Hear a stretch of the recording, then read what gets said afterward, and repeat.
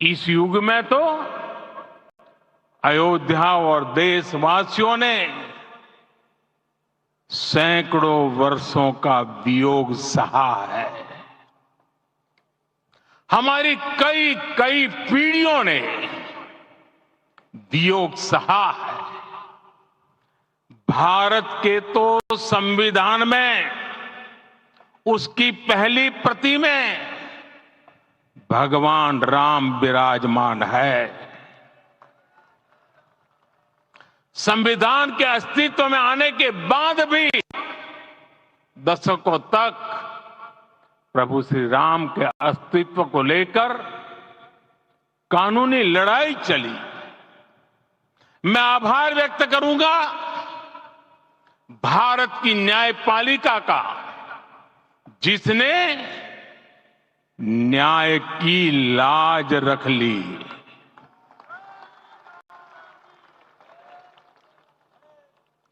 न्याय के पर्याय प्रभु राम का मंदिर भी न्यायबद्ध तरीके से ही बना।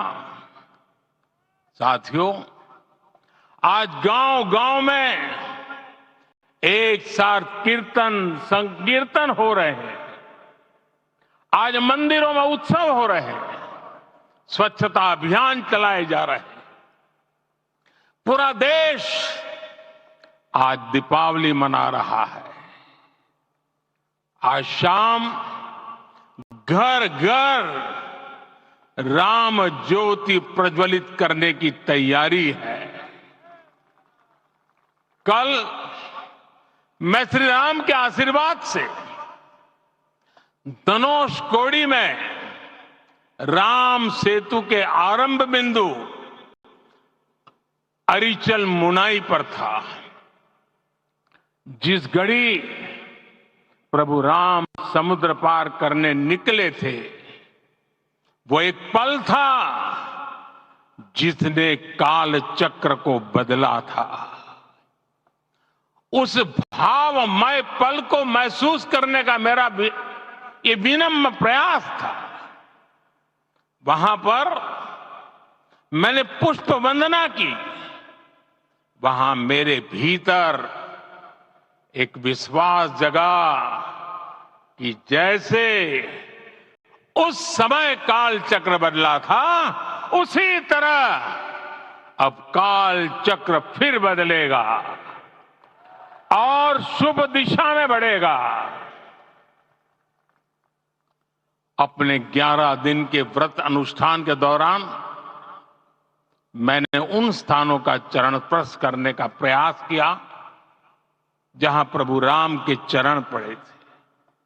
चाहे वो नासिक का पंचवटी धाम हो, केरला का पवित्र त्रिपायर मंदिर हो, आंध्र प्रदेश में लेपाक्षी हो, श्रीरंगम में रंगनाथ स्वामी मंदिर हो, रामेश्वरम में श्री रामनाथ स्वामी मंदिर हो, या फिर धनुषकोडी।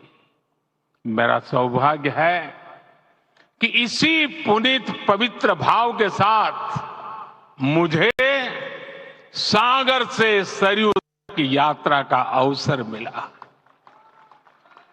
सागर से सरयू तक हर जगह राम नाम का वही उत्सव भाव छाया हुआ है।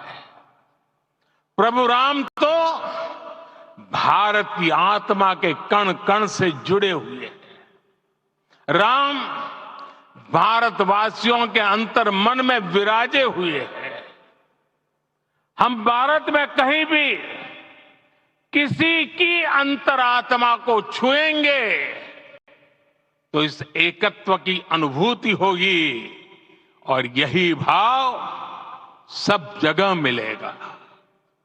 इससे उत्कृष्ट, इससे अधिक देश को समायोजित करने वाला सूत्र और क्या हो सकता है। मेरे प्यारे देशवासियों, मुझे देश के कोने कोने में अलग अलग भाषाओं में रामायण सुनने का अवसर मिला है, लेकिन विशेषकर पिछले 11 दिनों में रामायण अलग अलग भाषा में अलग राज्यों से मुझे विशेष रूप से सुनने का मौका मिला। राम को परिभाषित करते हुए ऋषियों ने कहा है, रमन्ते यस्मिन् इति रामः, अर्थात जिसमें रम जाए वही राम है। राम लोक की स्मृतियों में, पर्वत से लेकर परंपराओं में सर्वत्र समाये हुए हैं। हर युग में लोगों ने राम को जिया है।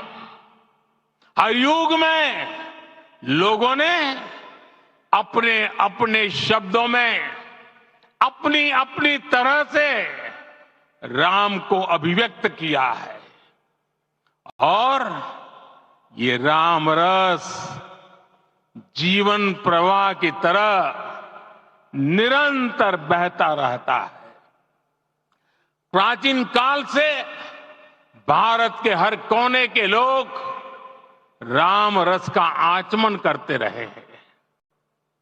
राम कथा असीम है और रामायण भी अनंत है। राम के आदर्श, राम के मूल्य, राम की शिक्षाएं सब जगह एक समान है। प्रिय देशवासियों, आज इस ऐतिहासिक समय में देश उन व्यक्तित्वों को भी याद कर रहा है जिनके कार्य और समर्पण की वजह से आज हम ये शुभ दिन देख रहे हैं।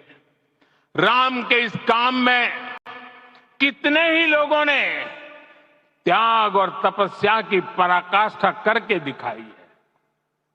उन अनगिनत राम भक्तों के, उन अनगिनत कार सेवकों के और उन अनगिनत संत महात्माओं के हम सब ऋणी हैं।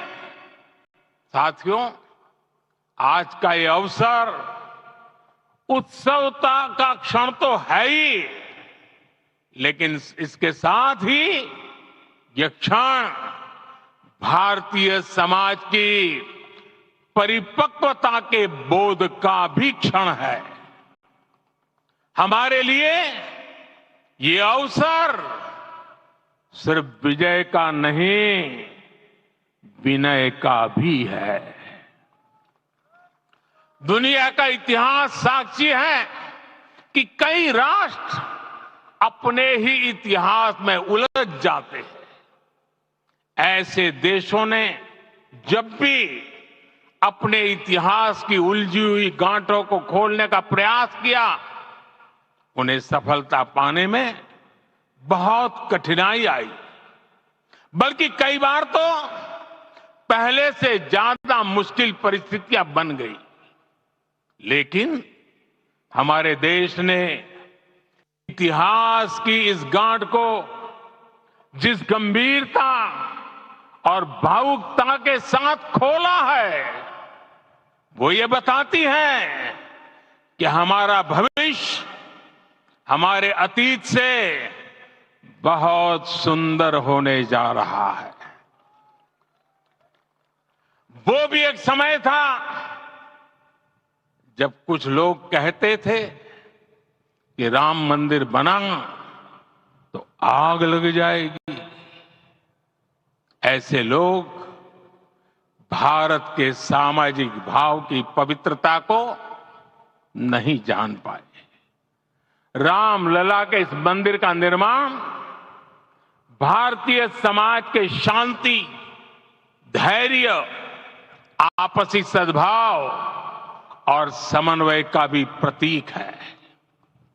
हम देख रहे हैं ये निर्माण किसी आग को नहीं, बल्कि ऊर्जा को जन्म दे रहा है।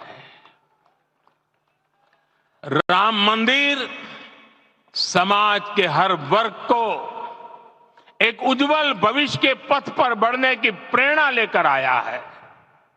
मैं आज उन लोगों से आह्वान करूंगा, आइए आप महसूस कीजिए, अपनी सोच पर पुनर्विचार कीजिए। राम आग नहीं है, राम ऊर्जा है।